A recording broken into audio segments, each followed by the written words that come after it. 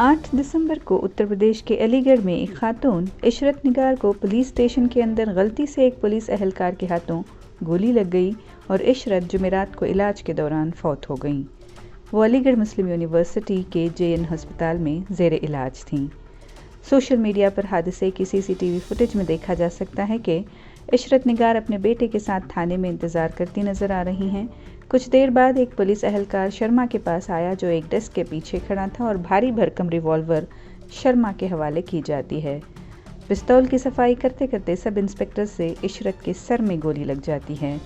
इशरत के बेटे ने अपनी शिकायत में इल्ज़ाम लगाया है कि SI ने गुस्से में जानबूझकर गोली चलाई है क्योंकि उनसे जल्दी काम करने को कहा गया था।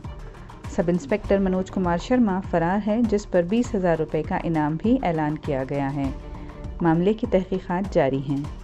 दिनांक 8 दिसंबर को थाना कोतवाली जनपद अलीगढ़ में एक SI मनोज कुमार शर्मा की पिस्टल से चली गोली से एक महिला जख्मी हो गई थी, जिसमें आज एक दुखद समाचार प्राप्त हुआ है कि उपरोक्त महिला की 5 दिवस इलाज के बाद मृत्यु हो गई है।